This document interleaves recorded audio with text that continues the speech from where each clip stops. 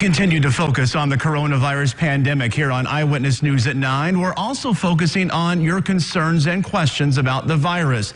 Dr. David Schultz with Evansville Primary Care joins me again tonight to answer many of your questions. Dr. Schultz, thanks for being with us again tonight. First off tonight, Dr. Anthony Fauci from the President's Task Force said today that he's optimistic after seeing results of a study that showed that the drug remdesivir showed improved recovery time. He said that the results are, quote, opening the door to the fact that we now have the capability of treating the virus. So what exactly is remdesivir? Well, remdesivir is a antiviral type of drug, and what it is a nucleotide analog.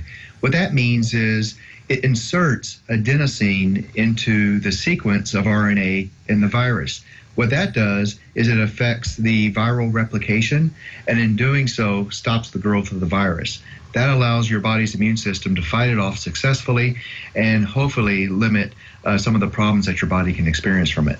Could this be a breakthrough? It perhaps could be. We have other antivirals on the market already. For example, Tamiflu, which we use for the flu when it comes around every year. But those antivirals will not affect the coronavirus. The important thing about this antiviral drug that's being investigated is if it's safe for humans and if it's successful, it will also be able to fight the other type of coronaviruses that are out there, such as the MERS and also the other SARS that were out there. But this isn't something that people can rush out to their doctor right now and say, hey, I need a prescription for this. Absolutely. We cannot get that medication, and right now they're using it in investigational studies only, and they're going to try it on some of the more critical and seriously ill patients in some of the larger metropolitan areas. All right, good to know. There have been several state-run pop-up testing sites across the state. Are these important, and why is it important to test as many people as we can right now?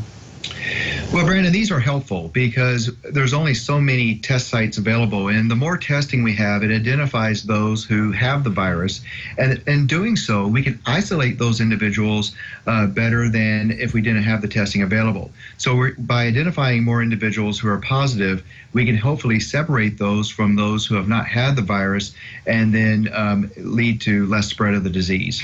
Okay. And of course, we have been trying to relay as much information as we can about the virus every night. But in talking with your patients, are you finding out that there's still a lot of misinformation out there? Brandon, there's still some misinformation out there about this virus and how to prevent the disease and from the spread. Most people with this virus are going to make it fine. Their survivability is going to be present.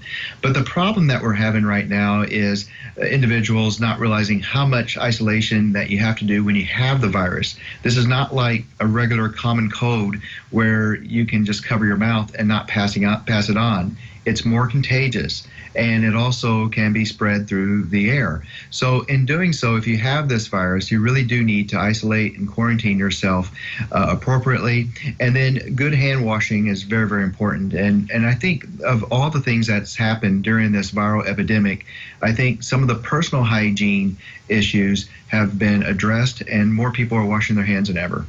Great information again tonight. Dr. David Schultz with Evansville Primary Care. Thank you so much for joining us tonight. We'll see you again tomorrow night.